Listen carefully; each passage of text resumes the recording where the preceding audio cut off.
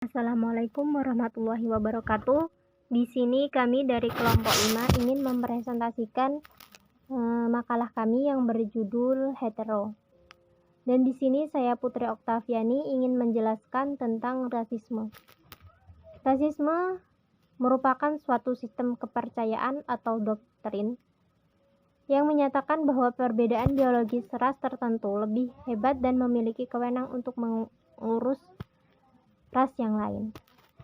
Di sini ada contohnya, yaitu menghina tempat tinggal dan mencemooh kondisi fisik, agama maupun ras.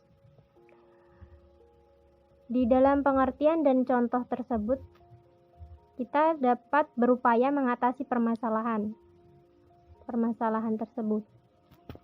Yang pertama, kita harus paham bahwa manusia itu terlahir setara dan sama dalam arti hak dan kewajiban. Dan yang kedua, mencoba berteman dengan orang yang berbeda, baik beda ras, beda suku, maupun beda agama. Dan yang ketiga, ya jika tiba-tiba ada orang yang bersikap rasis kepada kamu maupun kita, lawanlah dengan berani.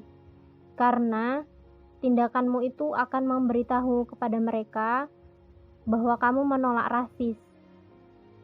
Harus tegas. Ya. Dan yang keempat, menggunakan kata-kata yang halus dan bijak ketika berargumen dengan orang yang berbeda ras ataupun agama. Dengan menggunakan adab berbicara yang baik, jangan sampai menyakiti hati orang lain.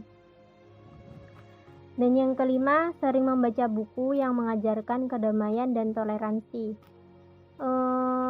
Tidak hanya membaca buku, ya ilmu itu berasal dari mana aja. Ya kita harus pandai-pandai mencari ilmu. Dan yang keenam, terbuka dengan mempelajari dan memahami agama orang lain. Ya, mempelajari atau memahami bukan berarti kita ikut-ikutan. Kita harus memahami agama orang lain supaya kita bisa bertoleransi dengan sesama. Assalamualaikum warahmatullahi wabarakatuh. Nama saya Rizky Wijaya. Di sini saya akan menjelaskan tentang seksisme. Seksisme merupakan prasangka atau diskriminasi kepada kelompok lain hanya karena perbedaan gender atau jenis kelamin. Contoh seksisme, diangkatnya Ibu Susi sebagai Menteri Kelautan dan Perikanan. Banyak manual pro kontra, akan tetapi sayangnya kontra yang mengarah kepada Ibu Susi itu justru menguatkan pemahaman sekisme pada masyarakat di Indonesia. Kontra tersebut sudah masuk ke dalam ranah personal yang sesungguhnya tidak perlu dicampur oleh publik. Berita yang terekspos mengenai Ibu Susi justru mengarah kepada bagaimana dia seseorang perempuan yang memiliki tato. Upaya penanganan kasus seksisme dengan cara yang satu, berkeyakinan bahwa Tuhan menciptakan laki-laki dan perempuan itu agar mereka saling melengkapi. Yang kedua, antara laki-laki dan perempuan memiliki peran masing-masing. Dan yang ketiga, antara peran salah satu dari mereka tidak membuat peran salah satunya lebih penting.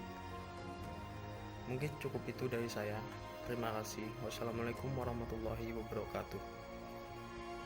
Assalamualaikum warahmatullahi wabarakatuh. Perkenalkan, nama saya Zaulanda Ismailani. Saya ingin menjelaskan tentang heteroseksisme. Heteroseksisme adalah sistem ideologi atau aliran yang menyangkal, merendahkan, menstigmasi segala bentuk perilaku, identitas, hubungan, atau komunitas yang tidak heteroseksual.